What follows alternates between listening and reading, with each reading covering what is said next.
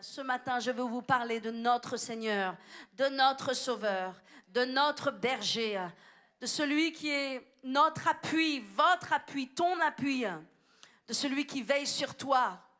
Alléluia. Celui qui est ton chemin, le chemin, la vérité et la vie. Celui qui a les yeux sur toi, qui te connaît avant même que tu sois né dans ce monde. Celui qui t'aime d'un amour inconditionnel malgré tes erreurs. Les hommes jugent et les hommes retranchent, mais Jésus ne retranche personne. Jésus aime tout le monde, même ceux qui sont dans le péché, même ceux qui font des erreurs, même ceux qui sont rétrogrades, Jésus les aime. Alléluia. Je vais vous parler de la personne qui n'est pas un être humain, comme vous et moi, qui est beaucoup mieux qu'un être humain, qui est Jésus. Alléluia. Est-ce que vous aimez Jésus? Alléluia. Mes amis, nous servons un grand Dieu, un bon Dieu, un Dieu merveilleux. Et vous avez besoin de savoir qui est Jésus. Il n'y a pas de plus grand amour pour vous que Jésus. Les gens cherchent l'amour, ont besoin de l'amour, mais l'amour véritable se trouve en Jésus. Jésus ne vous juge pas, Jésus ne vous condamne pas, Jésus ne vous rejette pas. Jésus vous aime en tout temps et en toutes circonstances. Il aime tout de vous, il est mort pour vous, il est mort pour vos péchés, il n'a pas peur de votre honte, il n'a pas eu peur de se salir les mains pour vous et moi. Jésus est mort de la mort la plus horrible, la plus atroce, afin que nous soyons sauvés, afin que nous ayons un héritage pour le ciel. Mes amis, quand vous voyez ce que Jésus a pu faire pour nous, comment est-ce que vous pouvez penser encore que Dieu ne va pas vous donner, que Dieu ne va pas libérer pour vous le miracle dont vous avez besoin? Quand vous mettez votre foi en lui, la seule chose qu'il vous demande, c'est d'avoir foi en lui. Est-ce que vous avez foi en Jésus? Alléluia. Quand Jésus est mort pour vos péchés, quand Jésus est mort de la mort la plus atroce dans ce monde, comment peut-on encore penser et croire les mensonges du diable qui veulent nous faire croire qu'il y ait quoi que ce soit que Jésus ne veuille pas nous donner, qu'il y ait quelques bénédictions que Dieu ne veuille pas nous accorder, qu'il y ait quelques guérisons que Dieu ne veuille pas nous donner? Non, Dieu veut tout nous donner. Jésus veut tout vous donner. Alléluia. Thank you, Jesus. Alléluia. Alléluia. Amen, amen, amen. Mais mes amis, nous avons besoin d'avoir une révélation de qui est Jésus. Nous avons besoin de chercher Jésus dans notre vie. Parce que Jésus ne peut pas être un étranger ou un visiteur. Jésus doit être votre meilleur ami. Vous devez avoir Jésus proche de vous dans votre vie. Vous devez le connaître. Vous devez le connaître pour vous-même. Parce que le pasteur connaît de Jésus. Parce que votre leader connaît de Jésus. Parce que votre mère connaît de Jésus. Mais vous, ce que vous connaissez par vous-même de Jésus. Alléluia. Paul a dit, Paul, le principal désir de Paul, c'était de connaître Jésus. Et il a dit dans Philippiens, dans ce extraordinaire passage de Philippiens 3, que je vais vous lire, où il parle de tout ce qu'il était avant, combien il se glorifiait dans sa chair, combien il était fier d'être circoncis le 8e jour de la race d'Israël, de la tribu de Benjamin, qu'il était pharisien et persécuteur de l'Église, irréprochable à l'égard de la loi, et que ces choses pour lui étaient son Dieu. Mais lorsqu'il a rencontré Christ, il a dit, mais ces choses qui étaient pour moi un gain, je les ai regardées comme une perte ou comme de la boue. À cause de Christ, et même je regarde toutes choses comme une perte à cause de l'excellence de la connaissance de Jésus-Christ. Mes amis, nous devons avoir en nous ce désir d'exceller dans la connaissance de Jésus. Qui est Christ? Qu'est-ce qu'il a fait pour nous? À quoi j'ai droit? Qu'est-ce que je peux revendiquer? Qu'est-ce que je peux prendre dans le nom de Jésus? Qu'est-ce que Jésus a payé pour que j'ai ce matin? Quels sont mes droits? Qu'est-ce qui m'appartient? Quel est mon héritage? Alléluia! Il a dit, j'abandonne toutes choses. tout ce que je considérais comme étant ma gloire et dans lequel je mettais mon orgueil et ma chair, toutes ces choses sont devenues une boue, une perte pour moi, afin de gagner la connaissance de Christ, afin d'avoir en moi l'excellence de la connaissance de Christ. Tu ne seras jamais plus fort que la connaissance, que le niveau de connaissance que tu as en toi de Jésus-Christ. Ta puissance, c'est ton onction et ta capacité à vaincre dans ce monde, et ta foi ne sera pas plus grande que ta connaissance. Tu as besoin d'exceller dans la connaissance de Jésus-Christ. Paul, le grand apôtre, qui avait construit des églises partout dans l'Asie mineure, qui a fait des œuvres extraordinaires, qui lui-même a aussi ressuscité des morts, disait, mais la seule chose qui m'intéresse, la seule chose que je poursuis, c'est l'excellence de la connaissance. Il dit donc, c'est à cause de ces choses, de l'excellence de la connaissance de Jésus-Christ, mon Seigneur, pour lequel j'ai renoncé à tout. Et je les regarde comme de la boue, toutes ces choses, afin de gagner Christ et d'être trouvé en lui, non avec ma justice, celle qui vient de la loi, mais avec celle qui s'obtient par la foi en Jésus-Christ. Je ne veux pas avoir ma justice, ma conception des choses, mais je veux avoir une foi vivante et vibrante en Jésus, une connaissance et une révélation puissante de qui est Jésus. Et il dit, donc, mais avec celle qui s'obtient par la foi en Christ, la justice qui vient de Dieu par la foi, ainsi je connaîtrai Christ. Ainsi je connaîtrai Christ. Il y a des choses à abandonner, mes amis, pour connaître Christ. Il y a un certain nombre de raisonnements et de propre justice à abandonner pour connaître Christ. Ainsi, dit-il, je connaîtrai Christ et la puissance de sa résurrection. Et aussi la communion de ses souffrances, en devenant conforme à lui dans sa mort, pour parvenir, si je le puis, à la résurrection d'entre les morts. Alléluia. Qu'est-ce que Paul est en train de nous dire? Paul est en train de nous dire que la seule chose qui poursuit, la chose qui est le plus importante, son premier désir, c'est de connaître Christ et la puissance de sa résurrection. Alléluia. Comprendre la puissance de sa résurrection. Comprendre la puissance de l'évangile. Ne pas passer à côté de la puissance et des miracles qu'il y a dans l'évangile. Parce que l'évangile, la Bible est un livre de miracles. Il y a des miracles dans la Bible, de la Genèse à l'Apocalypse. Tout est miracle. La création est un miracle. La résurrection est un miracle. L'enlèvement est un miracle. Tout est miracle. Parce que Dieu est miracle. Sa nature, c'est miracle. Dieu parle miracle. Dieu vit miracle. Dieu respire miracle. Dieu transpire miracle. Dieu est miracle. Sa nature, c'est miracle. Mais si je ne vis pas dans les miracles, c'est que je ne connais pas Christ. C'est que je n'ai pas connu comme j'aurais dû connaître. C'est que je connais pas encore comme je devrais connaître. Mais je dois devenir comme Paul, qui dit afin que je connaisse Christ et la puissance de sa résurrection. Mais je ne peux pas non plus connaître Christ et la puissance de sa résurrection si je n'ai pas la communion à ses souffrances. Si je ne comprends pas l'œuvre de Christ sur la croix. C'est pourquoi, mes amis, ce que je commence à prêcher ce matin, je le terminerai ce soir. Parce que ce soir, j'ai un message extraordinaire à vous donner. J'ai un message extrêmement puissant. Alléluia, qui clôturera ce matin. Je vais enseigner sur tout Ésaïe 53 ce soir. Parce que Dieu veut que vous ayez communion à ses souffrances.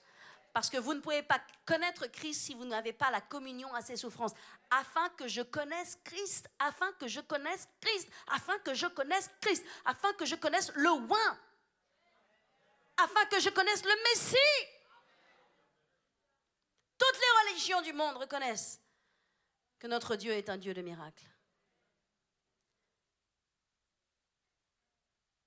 Pourquoi est-ce que Dieu fait des miracles? Parce qu'il est vivant. Qu'est-ce qui prouve que Jésus est ressuscité? C'est parce qu'il fait des miracles encore aujourd'hui. Il entend vos prières. Il vous touche. et il fait des miracles. Et il va faire des miracles extraordinaires dans votre vie. Alléluia. Et je déclare dans le nom de Jésus et je prophétise dans le nom de Jésus que le rapport des médecins va être annulé dans le nom de Jésus. Que les mauvaises nouvelles que vous avez reçues vont se tourner dans le nom de Jésus pour la gloire de Dieu. Parce que Dieu est un Dieu de miracles et qu'il en sera fait selon ta foi. Qu'il en sera fait selon ta révélation. C'est pourquoi j'ai le devoir de savoir qui est Christ. De la même façon que Paul a dit, afin que je connaisse Christ. Pas afin que mes leaders connaissent Christ, mais afin que je connaisse mon Sauveur. Rien ni personne ne peut vous limiter en cela. Il n'y a aucune limite que quiconque puisse vous donner à votre capacité de connaître qui est Jésus. La seule limite, c'est vous-même. Mais Paul a dit, mon seul désir à moi, c'est de connaître Christ et la puissance de sa résurrection et la communion à ses souffrances, afin que je puisse prendre part à la résurrection des morts. Alléluia. Faire partie de la grande résurrection. Alléluia. Amen.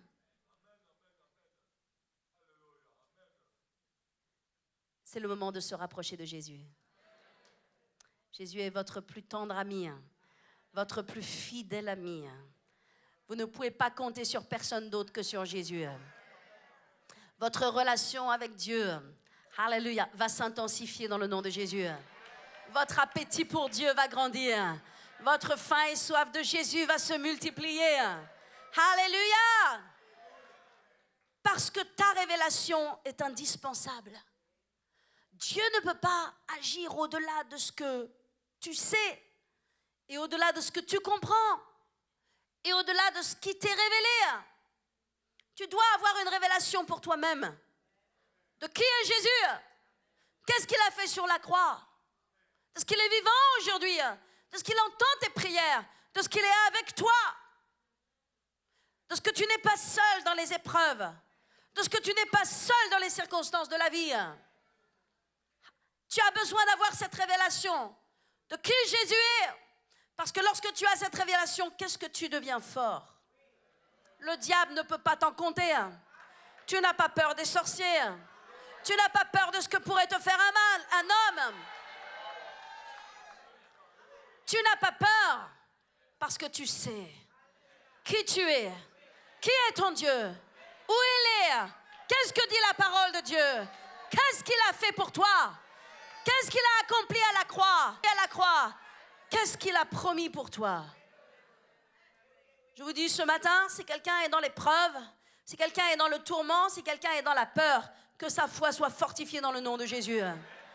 Cherche qui est ton Dieu. Connais ton Dieu pour toi-même et par toi-même. Et la révélation de qui est Dieu. Hébreux 1 nous dit, tournez avec moi dans Hébreux 1, nous donne la définition de qui est Jésus. La Bible nous dit dans Hébreux 1, autrefois, à plusieurs reprises et de plusieurs manières,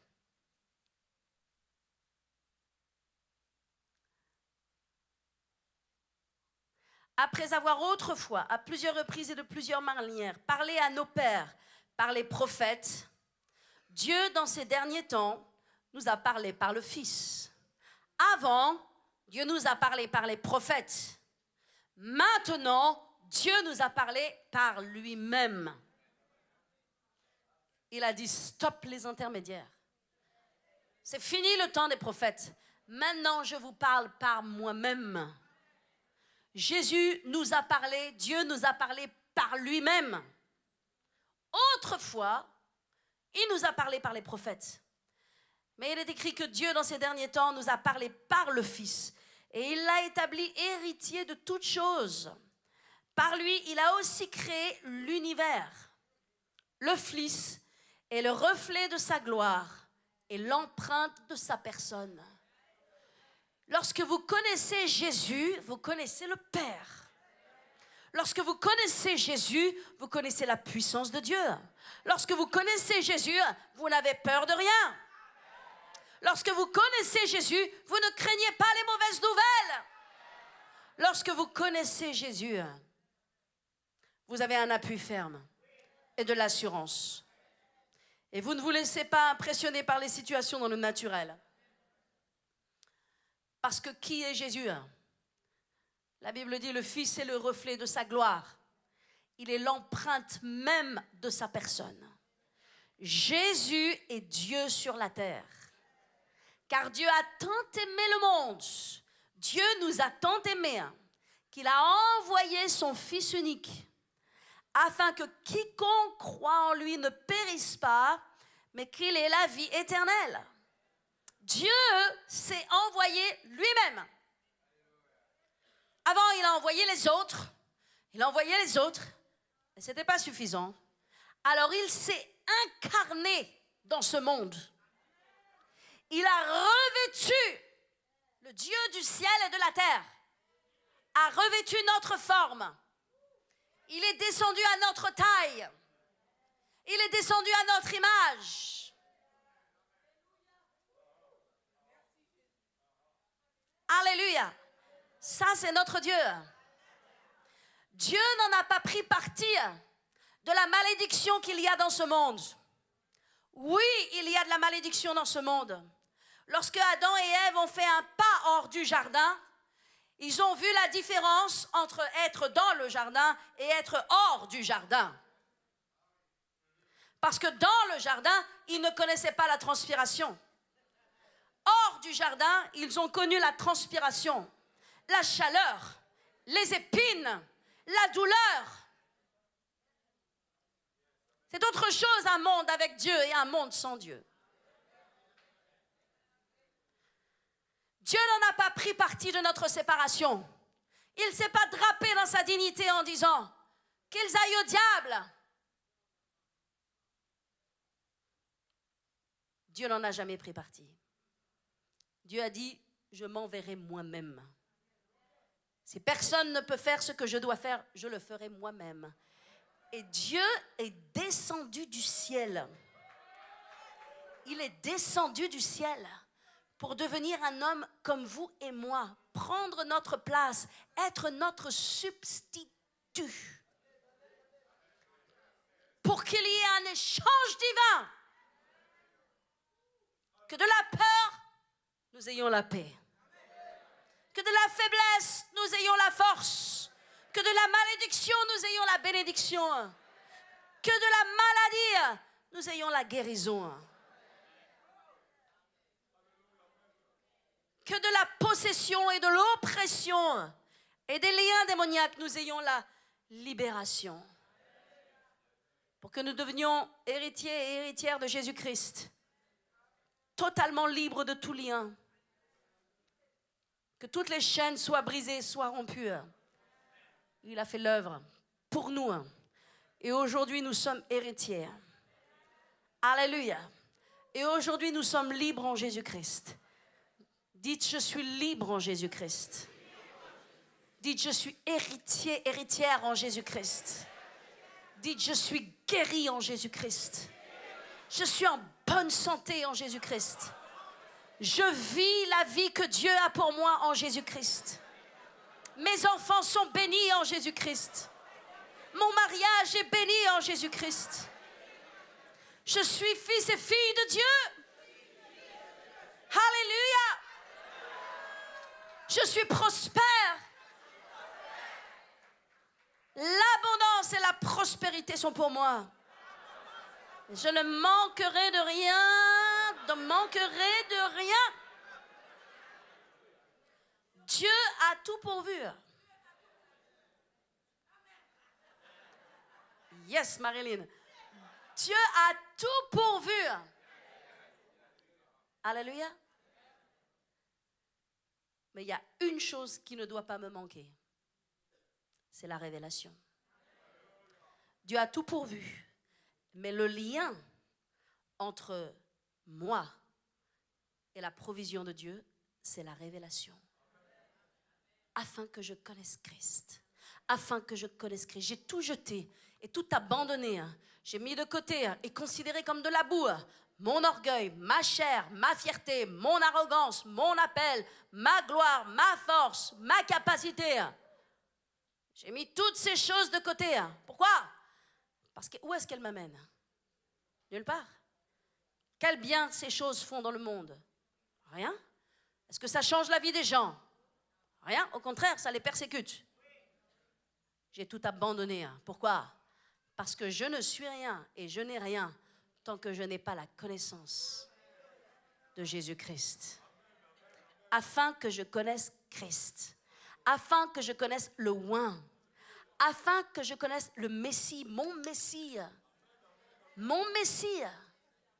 Que j'ai la connaissance de sa résurrection, de la puissance de sa résurrection. Et que j'ai la communion à ses souffrances. Et là, je participerai à la puissance de sa résurrection. Ce dont j'ai besoin, c'est de la révélation. Pourquoi est-ce que je n'ai pas encore ce que je dois avoir? Manque d'information, manque de connaissances, manque de révélation. Mon peuple meurt car il lui manque la connaissance. Mon peuple meurt parce qu'il lui manque la révélation.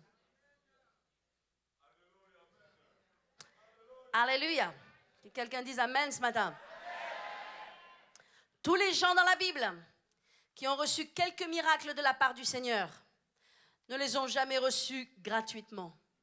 Ils les ont reçus sur la base de la révélation qu'ils avaient de Jésus. Tous avaient une révélation de Jésus.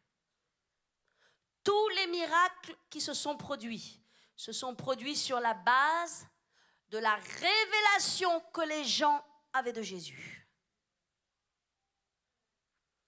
Alléluia. Amen, amen, amen, amen, amen. Tournez avec moi dans Matthieu 8. Et je vais vous donner quelques exemples qui vont fortifier votre foi ce matin. Certains d'entre vous, vous avez besoin de plus de foi.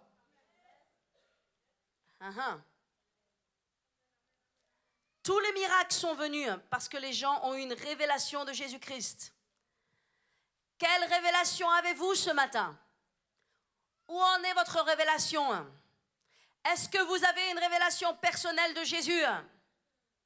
Car quand vous avez une révélation personnelle de Jésus, vous savez que Dieu vous aime. Vous savez que Dieu veut vous guérir. Vous savez que Dieu veut vous donner la victoire. Vous savez que Dieu est là pour vous. Vous savez que Dieu a déjà vaincu tous ces démons. Alléluia. Quand vous avez cette révélation, vous croyez. La révélation vous donne la foi. La foi vous donne la joie. Et la joie et la louange vous donnent l'exaucement. Alléluia. Quel est le chemin et le principe d'un miracle? Premièrement, j'ai besoin de la révélation. La révélation vient par la connaissance. La connaissance qui m'est donnée me donne l'illumination. Ça illumine ma pensée, ça illumine mon esprit, ça me montre, j'ai une révélation. La connaissance produit la révélation. La révélation produit la foi. Alléluia. La foi, je crois que je crois. Et mes amis, la foi vous donne toujours la joie. La foi ne vous donne jamais la tristesse. La foi vous donne la joie. La foi vous donne la louange. Les gens louent le Seigneur dans l'épreuve parce qu'ils ont la foi. Parce que sinon, ce n'est pas possible de louer Dieu dans l'épreuve. Mais quand vous montez au niveau de la foi, vous pouvez louer et vous réjouir de ce que vous n'avez pas encore, mais que vous avez déjà en réalité. Alléluia. Parce que la foi vous l'a déjà donnée, vous l'a déjà acquise. La connaissance vous donne la révélation. La révélation, c'est l'illumination. La révélation vous donne la foi. Par la foi, vous croyez. Et quand vous croyez, vous avez la joie. Quand vous avez la joie, vous avez la louange, bien sûr. Et la foi produit l'exaucement. La foi produit le miracle. Jamais aucun miracle ne s'est produit sans la foi. Premièrement, les gens ont eu la foi. Et le miracle est venu simplement. Parce que les miracles de Dieu viennent simplement. Dites simplement. Les miracles de Dieu dans ma vie viennent simplement. C'est facile. Ça vient dans ma vie. Dieu ouvre les portes pour moi. Facilement. Simplement. Parce qu'il en sera fait selon ma foi. Est-ce que vous êtes avec moi dans Matthieu 8? Matthieu 8, verset 1. Lorsque Jésus fut descendu de la montagne, une grande foule le suivit. Et voici, un lépreux s'étant approché, se prosterna devant lui et dit, « Seigneur, si tu le veux, tu peux me rendre pur. » Jésus étendit la main, le toucha et dit, « Je le veux, sois pur. » Aussitôt, il fut purifié de sa lèpre. Et Jésus lui dit, « Ok, va voir Moïse, ok, que cela leur serve de témoignage. Qu'est-ce qu'il se passe ici? Je vais être rapide. Jésus descend de la montagne, il y a une grande foule. Et un lépreux s'approche. Comment est-ce que vous voulez qu'un lépreux s'approche, à moins qu'il ait la foi d'être guéri? Parce qu'en tant que lépreux, il ne peut pas s'approcher de Jésus. Il n'a pas le droit de s'approcher de Jésus. C'est un outcast. Il est hors de la société. Si ce lépreux s'est approché de Jésus, ce n'est pas par curiosité. Parce que si c'était par curiosité, il se serait fait lapider. Il s'est approché parce qu'il a entendu parler de Jésus. Ce qu'il a entendu, la connaissance qu'il a eue a été suffisante pour lui donner la révélation. La révélation lui a donné la foi. Et la foi lui a fait faire le pas de foi jusqu'à l'exaucement. Et son miracle est venu facilement. Parce que lorsque la foi est là, c'est facile. J'ai vu des gens dans les tempêtes de la vie avoir une simple foi comme un enfant dans des circonstances extrêmement difficiles. Mais la foi vous empêche de sombrer. La foi vous empêche de tomber comme le monde. La foi vous garde, elle vous préserve jusqu'à ce que les situations changent.